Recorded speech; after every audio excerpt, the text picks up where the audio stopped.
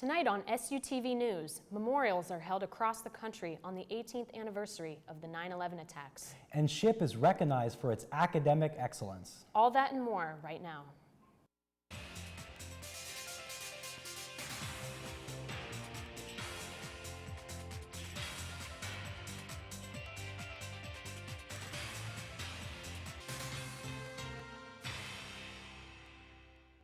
Thanks for joining us on SUTV News. I'm Callan Cole. And I'm Nolan Huffman. Wednesday was a day to remember those who died in the September 11th terrorist attacks and give back in their names. SUTV's Katie Swigert has more on the anniversary of Patriot Day. Cesar Amaranto Alvear.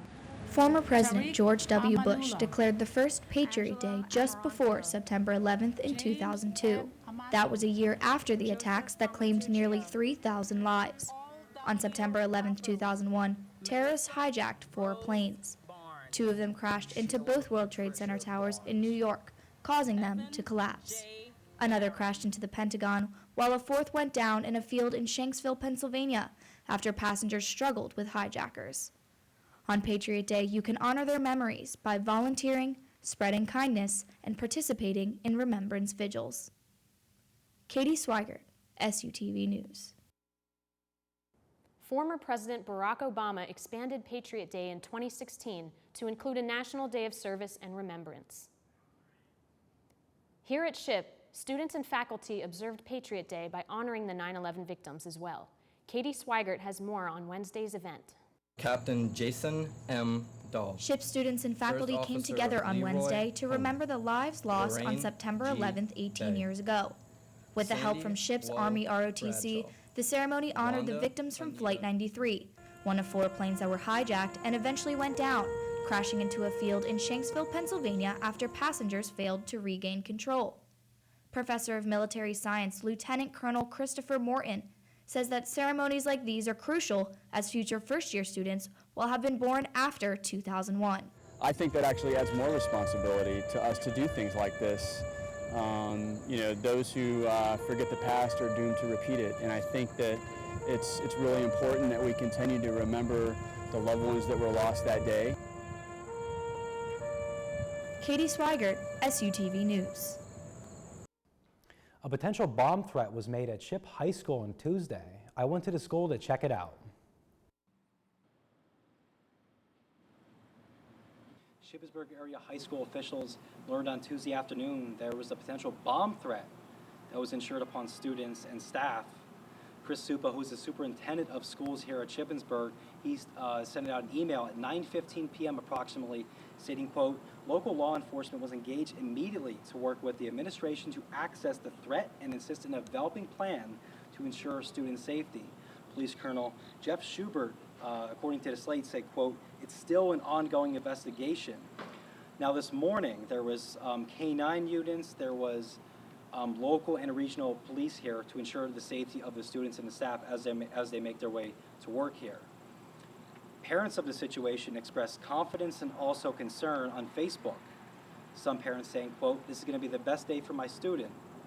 Others stating, quote, this is going to be the worst day, I'm not sending my children here to school.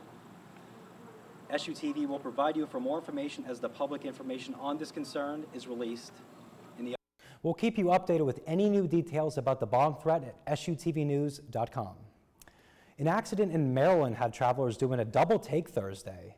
A small plane crashed into a car, causing some traffic delays. 4 people were injured. Prince George's County fire officials said 2 adults in the car were taken to a hospital for minor injuries. The pilot and his passengers were also treated at the scene. The Federal Aviation Administration is investigating. The agency said the pilot may have misjudged his landing at nearby Freeway Airport. Tonight, Shippensburg University has made its way onto U.S. World and Report's list of best colleges. For 2020, Shippensburg University placed 100th in the best regional universities located in the North.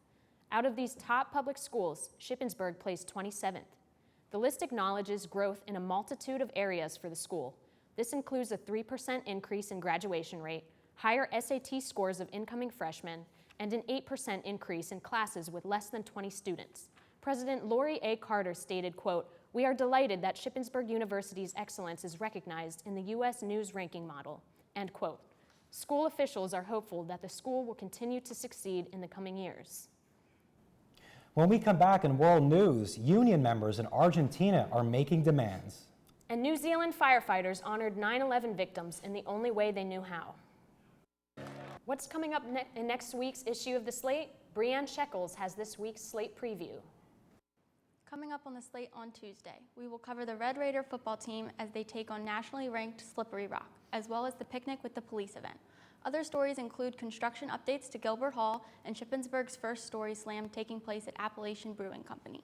Be sure to pick up the next edition of The Slate in newsstands on and off campus or at theslateonline.com. Another rally has broken out in Venezuela. Brady Fisher has this week's world news. Brady? Youth members of the United Socialist Party of Venezuela gathered on Thursday in the streets of Caracas to celebrate the 11th anniversary of the political party. They also took the opportunity to reject what they call interference actions against Venezuela and show their support for President Nicolas Maduro. In Argentina, protesters blocked the main avenue of the capital, Buenos Aires. The protest began on Wednesday afternoon. Many slept in tents set up on the avenue in front of the Ministry of Social Development. These union members are asking President Mauricio Macri's government to raise their salaries, provide more work plans, and create a bigger budget for food programs. And lastly, halfway across the world on the anniversary of 9/11, the bravery and sacrifice of first responders who rushed into the terror were honored. Firefighters in New Zealand performed a traditional haka in Auckland Wednesday. Three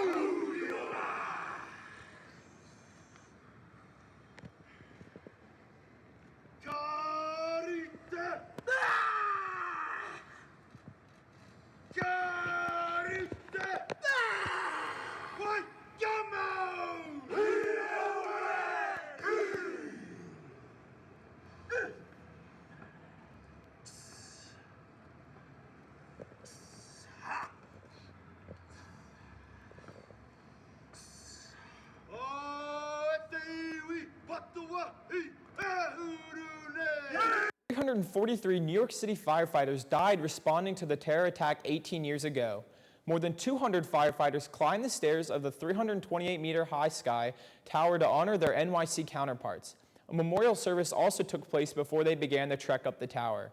That's it for this week's World News. Back to you guys. When we come back in entertainment, Charlie has 3 new angels, of pop that is. And what? Like it's hard? Legally Blonde is coming to ship. I don't know about you, Nolan, but I'm ready for Halloween. You know, every time I'm on campus, I'm always sweating. It's almost, it needs to be pants weather. I agree. I just can't take it anymore. It's too hot. Now we'll show you the weather. Fall is right around the corner, but the summer heat isn't going anywhere. Tonight, a low of 63 and scattered thunderstorms. Tomorrow, a high of 69 and morning showers. In the 5-day, we can expect much of the same. Saturday and Sunday have a low of 61, and it looks like we'll have a sunny start to our week, with temps in the mid-80s. Now, I know I'm ready for fall weather, but it looks like we'll have to keep our summer clothes out a bit longer. Have a good weekend, and go Raiders.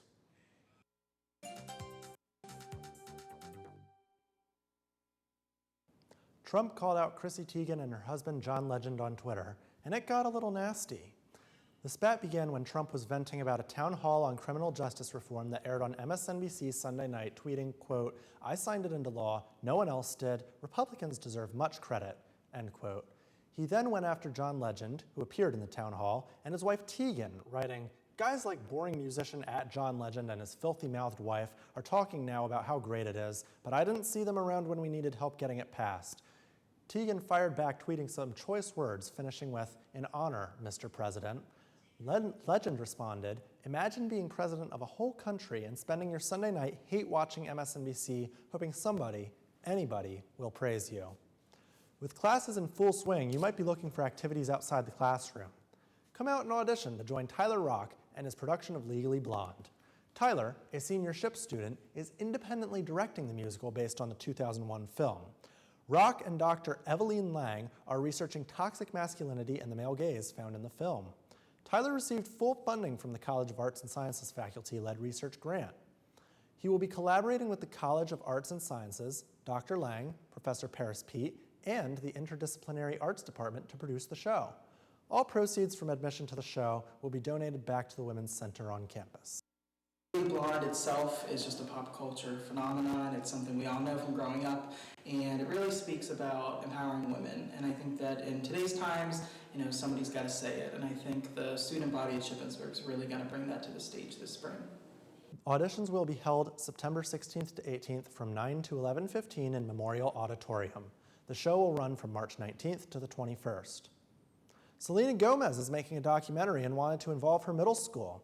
This past Monday, Gomez went to her school in Texas, Danny Jones Middle School. She reconnected with her former teachers and gave advice to current students. Gomez states, quote, "I wanted to take my best friend Courtney and also some of my people from my label just to show them where I grew up and how proud I am of where I'm from," end quote. 3 huge female stars collaborated together for a new single. Ariana Grande, Miley Cyrus, and Lana Del Rey dropped a teaser for their Charlie's Angels collaboration called Don't Call Me Angel. The trio is shown walking forward wearing black feathered angel wings in the new 7-second teaser. The song is set to release September 13th. That's it for this week's entertainment. Back to you guys at the desk. When we come back in sports, we've got highlights from the Ship versus Clarion football game. Stay tuned.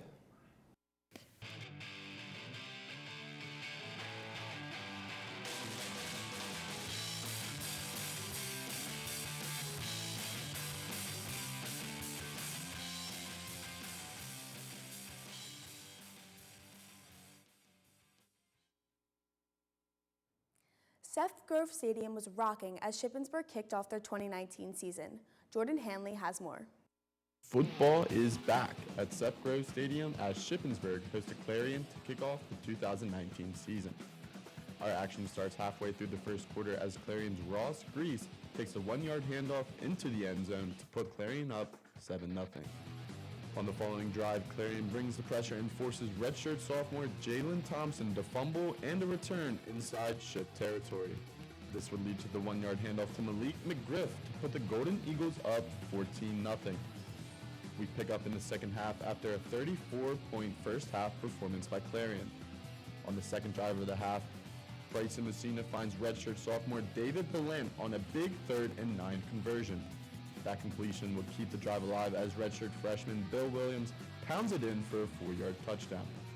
You could feel a little momentum change on the Shippensburg sideline, and on the ensuing drive, redshirt sophomore LaRon Woody picks off Jeff Clemens' overthrow, taking it all the way down to the 25-yard line. After the celebrations on the very next play, Bryson Messina finds the 2-time All-PSAC first team Winston Eubanks in the back of the end zone to make the score 34-14. But after a 32-yard pass from redshirt freshman Michael Prios to senior Dana Jackson, Clarion put this game out of reach as Ship drops their season opener 48-28. I'm Jordan Hanley, SUTV News. Saturday's loss snapped a 12-game winning streak over Clarion dating back to 2000 and a streak of 5 consecutive victories in season openers for the Raiders. Ship will hit the road this weekend to face nationally ranked Slippery Rock. Kickoff is at 6 o'clock. The defending national championship field hockey team had their home opener on Wednesday. The Raiders looked to start strong against Millersville, however was unable to find the back of the net against the Marauders. Millersville took the wind out of the Raiders' sails, winning 1-0. Women's soccer team took on Shepherd. Tyler Danston has the highlights. It was women's soccer's home opener Wednesday against Shepherd University, and the Raiders are looking to keep up their perfect record.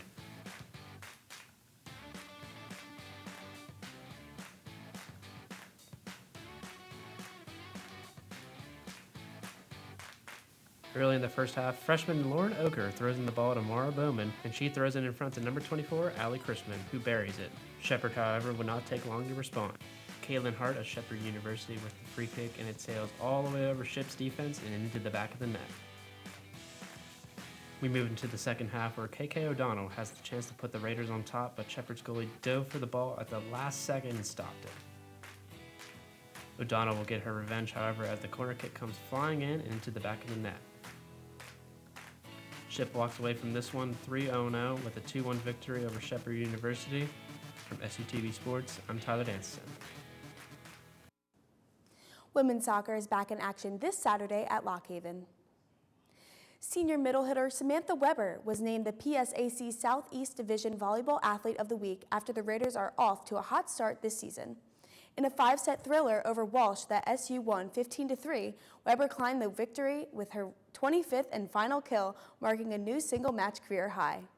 Weber's 25 kills are the most in a single match by a Raider in 5 years. Weber and the Raiders hit the road tomorrow to West Virginia State and look to keep the winning streak alive. In women's soccer, junior goalkeeper Delaney Shiflett has been named PSAC East Defensive Athlete of the Week. I had the opportunity to meet with Shiflett to discuss her accomplishment and asked her how she maintained a clean sheet. Shiflett said, quote, staying engaged and communicating to my defenders to decrease the amount of shots on goal helps me stay focused towards my end goal. Shiflett has earned 2 shutouts and 8 saves coming into this week. A huge congratulations to Shiflett as she starts her last season with the Raiders. That's it for this week's sports. Back to you guys at the desk. When we come back, we've got a new way to define message in a bottle. We've got more after the break. A man in California is happy to be alive today. He and his family spent Father's Day weekend backpacking the Arroyo Seco River. But near the end of their hike, he realized they were trapped, surrounded by high canyon walls and water. So they wrote an SOS message, put it in a water bottle, and threw it over a waterfall. CNN's Dave Alley has the rest of the story. I don't think this kind of thing happens to virtually anybody. Curtis Whitson is grateful to be alive and lucky too after a hiking trip went wrong. Anything can happen on a trip like that. There's always something you risk. Whitson, along with his girlfriend and 13-year-old son, was in familiar territory. He's hiked the Arroyo Seco River area before. The plan was to float down the water, pass a waterfall, then reach a campground. We came to the waterfall and knew immediately that it was not what we wanted to see, in regards to the water levels. Stuck, the group came up with an idea. Looking around, I saw my water bottle and decided I would use that as a note. Which was thrown over the waterfall, hoping hikers they heard below would find it. We had exhausted everything that we could do, and now it's just, how long is it going to take for someone to find us? They soon found a place to stay, spelling out SOS in rocks, then waited. We were optimistic, but it was a matter of just kind of to keep our emotions positive. We were preparing for a long haul. Rescue came hours later after the unknown hikers just happened to discover the green bottle. We were fortunate that they were drawn to the water bottle, and then they were able to see the note inside of it and realized that something serious was going on. Now, nearly 3 months later, Whitson's life is all back to normal here in Morro Bay, except for a lot of media attention his story is receiving. That's because it's a story of survival, ingenuity, and good fortune. It just feels like a little touch of Hollywood, and there's nothing Hollywood about any of us. We're just normal people that had a set of circumstances that worked out in the way that it did. Now, what are the chances of that actually happening? At least 1 in a million. I think you're absolutely right. Well, that's it for SUTV News. I'm Nolan Hoffman. And I'm Callan Cole. Don't forget to follow us on Facebook, Twitter, and Instagram at SUTV News, and check out our website, sutvnews.com. We'll see you next week.